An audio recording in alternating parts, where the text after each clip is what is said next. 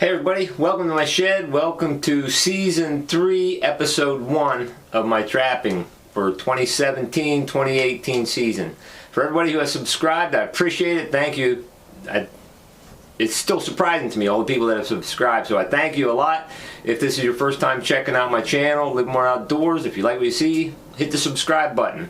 I've also added a link to Twitter, and my kid is trying to help me get through that stuff. I'm a little bit technologically challenged, but I'm trying to post some pictures to Twitter of what's going on so you can see what's coming up in the next videos and everything. Coming up in this video, it's pretty much most of the time is going to be me making some sets at some different locations. A couple guys asked me to show how I put in my sets, and so I did a couple clips of that, and I also got my first catch of the season on this video coming up. So I hope you enjoyed what you see, and if you got any comments, questions, or anything, hit me with them. And for all the haters, I don't know.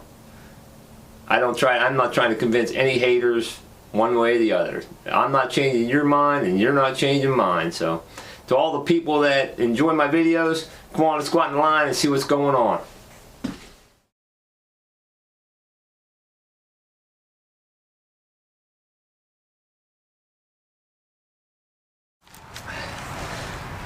Okay, so I got a travel corridor, an old four-wheeler trail directly over that way, and the prevailing wind goes that way. This is about, I don't know, 20 feet off the trail really. It's a little farther than I like, but there's a lot of, has some really high traffic. I caught a coyote here last year, and I still have two little pieces of bamboo shot in here, so I'll be able to put lure down both of those. I didn't have a lot of success with that. A lot of them froze and worked their way out of the ground, but those two stayed all summer long. So I'll be able to put some lure in that one and lure in that one. So I'm going to get the bed in my trap right here. I use this, I give it a whirl.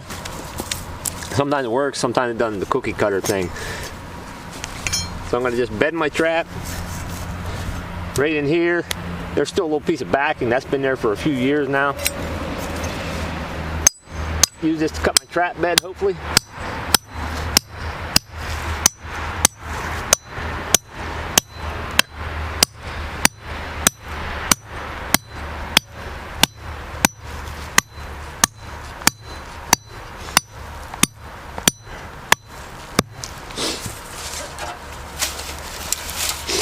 Even if it doesn't yank the dirt out, it still cuts a pretty nice bed if the dirt's all right.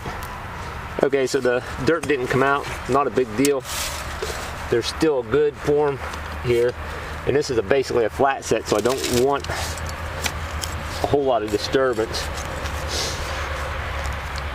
I've read a lot about the cookie cutter and stuff. Some guys like them, some guys hate them. I just made my own. I didn't invest a whole lot of money in it, so.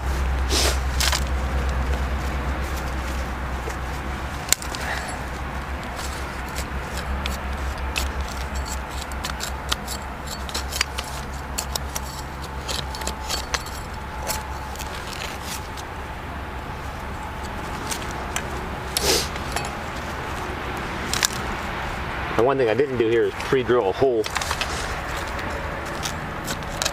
Might regret that.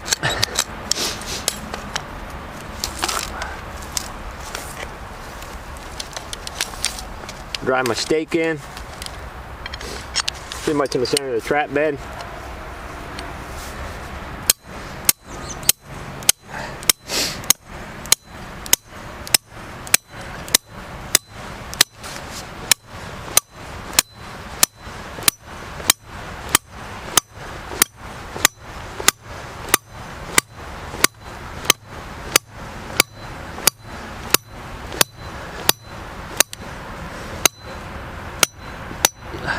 That felt strange.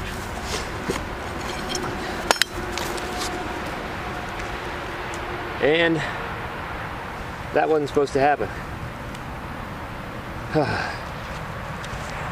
Just lost an earth anchor.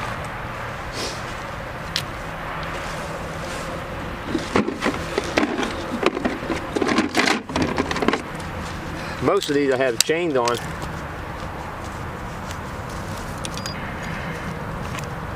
the whole way now. That cable just broke. That ain't good.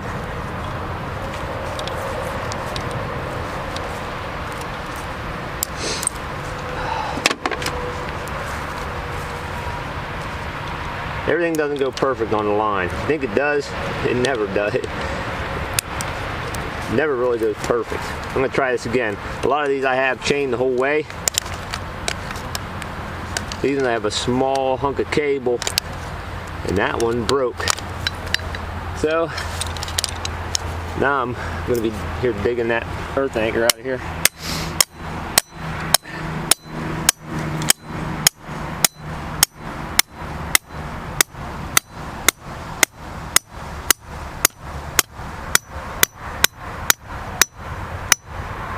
Put one on my head on that one. Nothing gonna pull that out. Okay. Well, finally got that in. Now I have to come back next summer and dig that out, hopefully. It's one of the Fox Hollow Super Steaks. I don't like letting them in there. They're nice.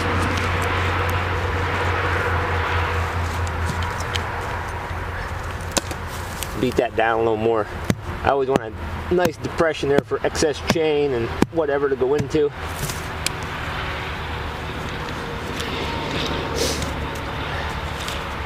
Set my trap. This is number 2 Bridger. Dogless. I laminated them this year.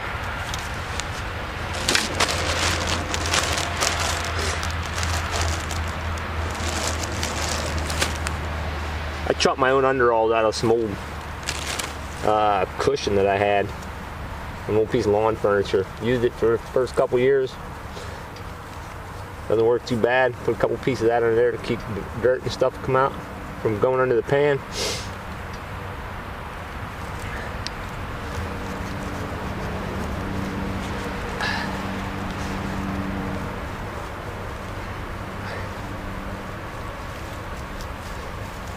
Two most important things, from what I've learned and what I think, in my opinion, whatever you want to say, is location and trap bedding.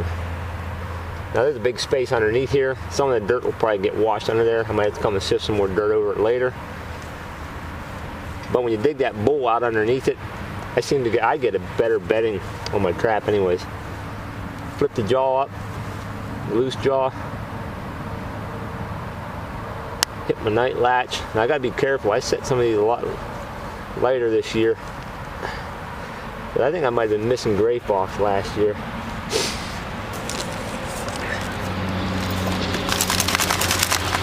Get the sifter going.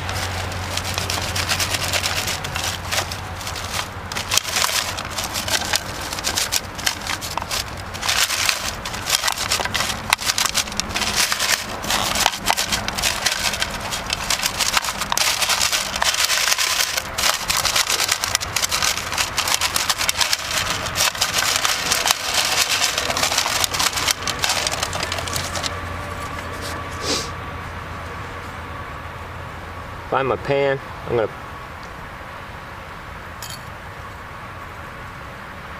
pack the dirt down a little more. I don't want to hit that pan. Pack that dirt down a little bit.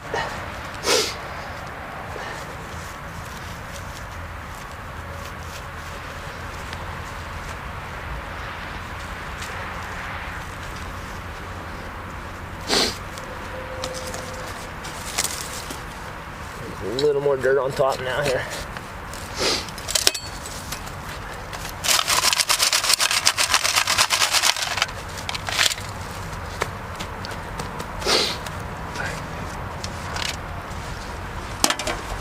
Trap's bedded, nice and solid.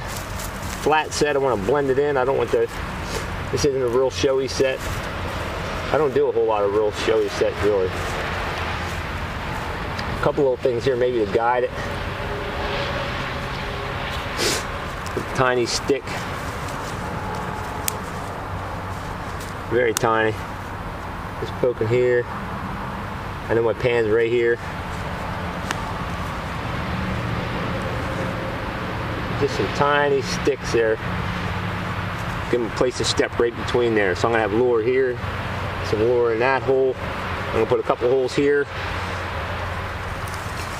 The longer you can get a canine here working your set, I think the better off you are. So this compass set, I think, does that pretty effectively. I've had some success with it last year. So I'm going to put lure, lure, lure, and lure, and that's going to be it for that set. I'm going to repeat the process of bedding my trap right over there. I ain't going to video that again, but then I'll show you. I guess I'll show baiting them up too. Okay, so now both traps are bedded. Trap bedded there. I got 4 holes. I'm probably going to put just some different types of lure in there. I don't know. Sometimes I just pick them at random. And then over here, now I could have just edited out the bad stuff, but sometimes things break and stuff. So the first trap that I set and that I bedded, stake broke and had some issues and stuff. This one went in just perfect. Couldn't have been any better. But I'm going to try to show you the good and the bad. Basically, I'm going to put food lures in here. So I got a hole right here that I just drove into right underneath that rock, and I have a hole driven under here. I'm going to put 2 different types of food lure in there. A lot. Take a little bit of sheep's wool. I'm going to try some of this Terminator bait in one of the holes.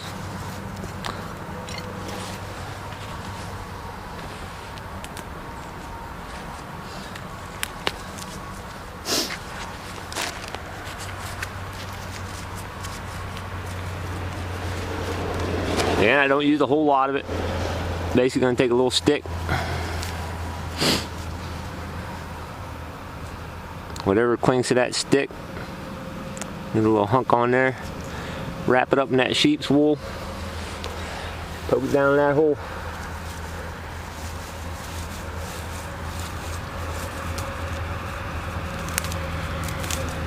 The goal early season, I mean, the animals, they aren't that hungry.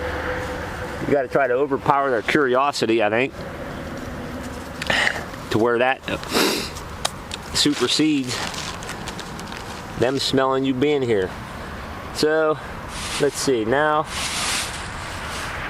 I'm gonna put some of my bait that I made from Dobbin's bait lure. This is from last year still.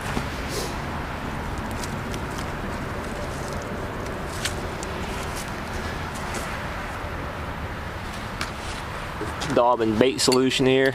I'm just going to put a couple little pieces down this hole.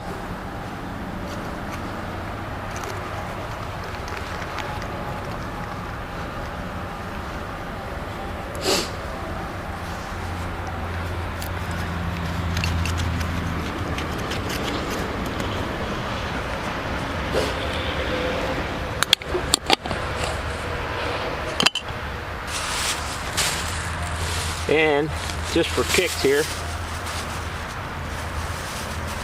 I'm going to throw a little bit of scat up on that rock right there.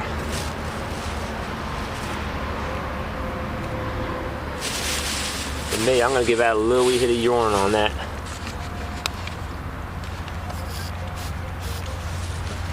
That's that for that set. Just going to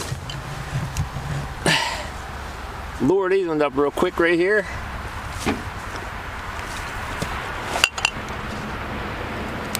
And here I'm just going to pick some stuff random.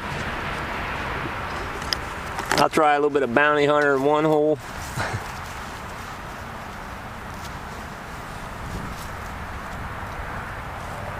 A little bit on the stick. This is from last year. It's lost some of its skunk smell. Shove that down that hole.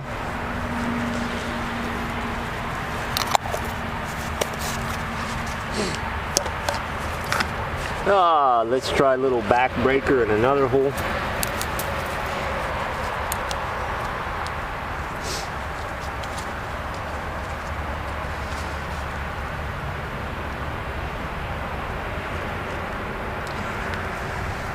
Oh, I dropped it. Hey, that's not what I wanted to do. Little sheep's wool. Shove it down that hole. But I'm going to scoop that up. I don't want something working right there, right where my trap's at. Put that dirt down that hole.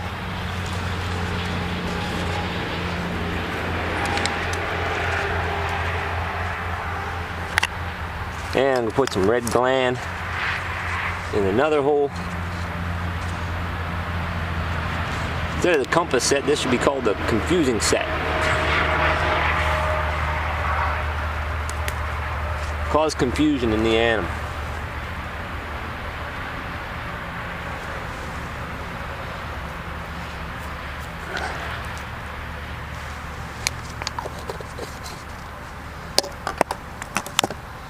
And I'm gonna put, let's see, what's next here? Here's a sweet smelling lure. This is muskrat lure, actually.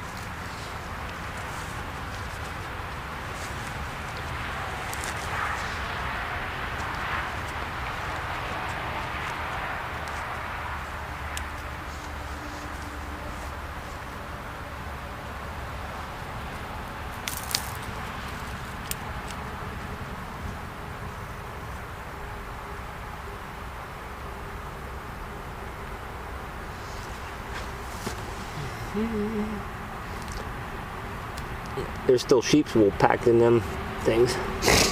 Oh well, it's in there.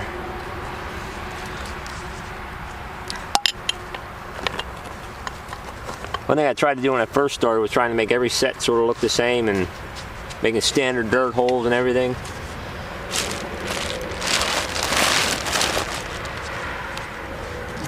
I think you're better off being quick.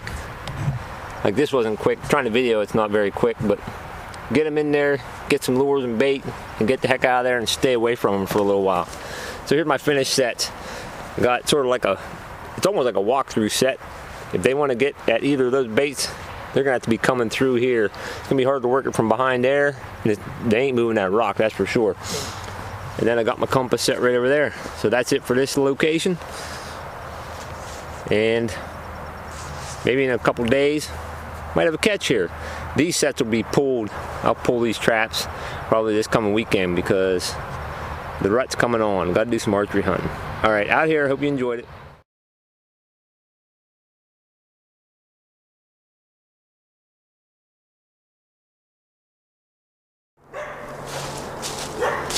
Well, it took 3 days, 3 check days, and a good pile of rain. But I got a pretty vocal coyote up here. This set's been pretty good to me the past couple years. This area. Small coyote. That's okay. Typical color for Pennsylvania. Pretty small coyote, I don't care. And this is where last year I caught the bobcat right over there. But basically this was nothing more than a little scent post thing with that burnt piece of wood right here. I got a burnt piece of wood right here. This is one of the more vocal coyotes. Looks like it's got some decent fur on it. No mange or anything like that. But decent coyote nonetheless. I tried the split rings this year. You can see the split ring right there. More than likely a male. I can smell it already. Really good catch on it. Deep pad catch, number 2 bridger. But gonna get this guy dispatched and get it back to the shed, and I'll show you a little bit of footage at the shed too. So I'll try to show you the remake. I might come back later today and put an extra set in here. I'm not sure where though. Yeah, this is the most vocal coyote I've ever caught, I think. Alright, time to get dispatched and get out of here. Alright, here's the coyote I caught this morning. It is the 3rd day of the season, and we had a pretty good dumping of rain. And personally, I think that helps out my set sometimes. It washes my scent away, and usually takes a couple days sometimes, I think, for sets to settle in. Pretty typical coyote for Pennsylvania. Fur's not real great. I mean, it's a little wiry, but it's not the best coyote I've ever caught, not the worst. But I'm going to do my best skinning it out here, and it's a male. What I thought. I could smell it. Coyotes stink. So if you ever catch a coyote, be prepared. I mean, when you catch your first one, they don't smell good at all. I think I'd rather skin a skunk sometimes. All right. Well, I hope to have more videos coming up soon. Thanks for tuning in.